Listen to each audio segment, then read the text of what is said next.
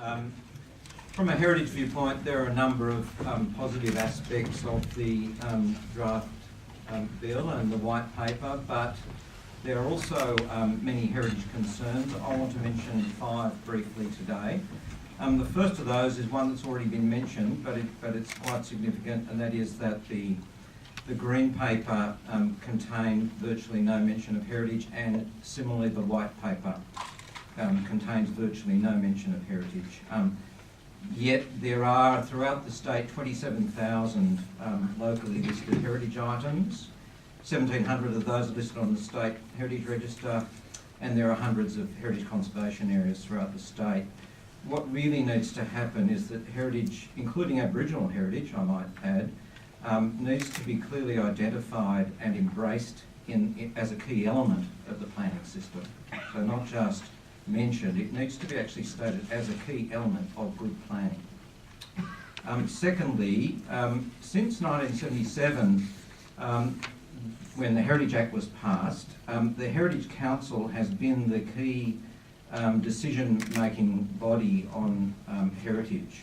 So in relation to things, decisions affecting places on the State Heritage Register, the Heritage Council's decision has actually been paramount. Now, that is changing. Marcus mentioned there won't be any change to the Heritage Act. That's perhaps technically correct, but there is quite a profound change proposed, and that is to remove the Heritage Council's approvals role and instead give that to the Director General of the Department of Planning and Infrastructure. Now, the Department of Planning and Infrastructure is not known for its heritage expertise, and yet the Heritage Council is an independent expert decision-making body. The same is happening with, in relation to Aboriginal heritage permits, those permits to destroy Aboriginal heritage places. They're also the approval role there is also being given to the Department of Planning and Infrastructure. In my opinion, this is one of the most dangerous aspects of the change to the Planning Act, and one of the real issues, I suppose the most dangerous aspect of that, is that the Director General of the Department of Planning will not be required to follow the Heritage Council's advice or the Office of Environment and Heritage advice when that is given on these places. So, I think that's a real issue that could easily be redressed. I think it does need to be redressed, and it won't speed up the system to remove the Heritage Council's approvals role. It simply won't. If it does, it will jeopardise good heritage decision-making. Thirdly, the new development assessment system is not business as usual for heritage. It could actually have a profound impact on heritage unless it's really carefully thought through.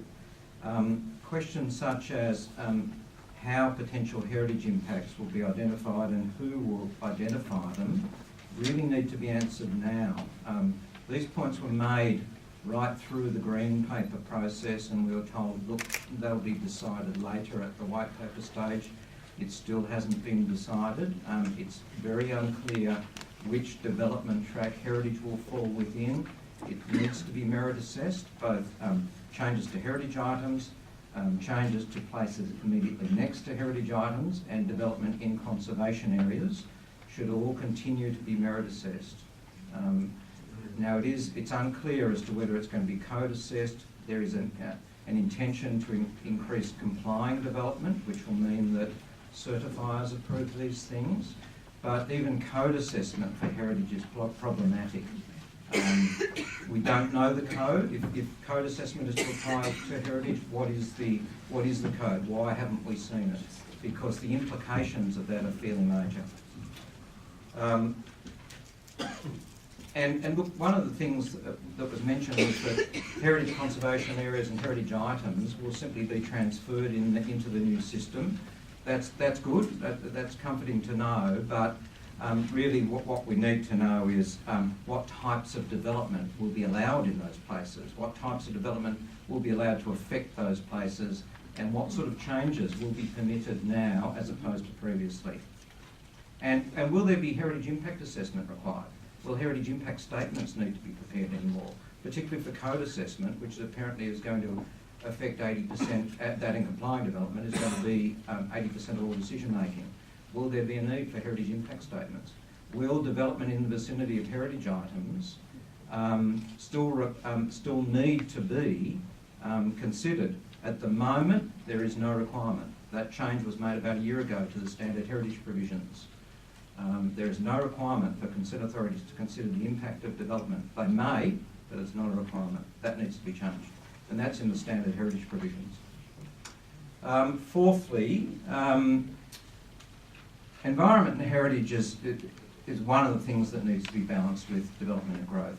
Planning is all about balancing difficult decisions, as the Minister has said, and it is a difficult process. But to get a look in, heritage needs to be mentioned at the highest level. It needs to be very clearly articulated in the Act. It needs to be very clearly articulated in state planning policies as well. All of the key issues of planning are to have their own state planning policy. Heritage needs to be one of those. It's not proposed to be. It's actually proposed that it be one of the considerations in the plan making stages. But it ought to have a state planning policy so that it can be taken into account in all the subsidiary plans. Unless that happens, starting at the top level, there's a real risk that it won't be taken into account adequately when those plans are made. And finally, I want to say something about certainty of heritage outcomes.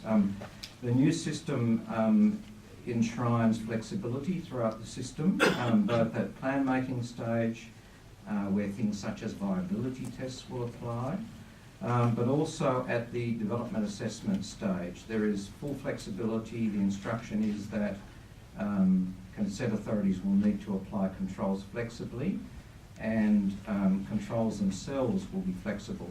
There won't be any certainty around that. So, for example, in a low-scale area, development that breaks the height limit will still be merit assessed. So there's no control that says that's the control. Well, control is there, but it will still be merit assessed if it's beyond that.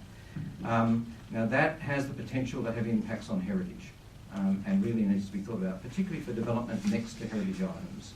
I'm assuming that sort of control won't be broken on sites that are individually listed as heritage items or in conservation areas, but we need some certainty around that. In Queensland, where the flexible system applies, there is third-party appeal rights. So if a consent authority gets the decision wrong, there is an appeal, and I think from a heritage viewpoint that would be a good thing.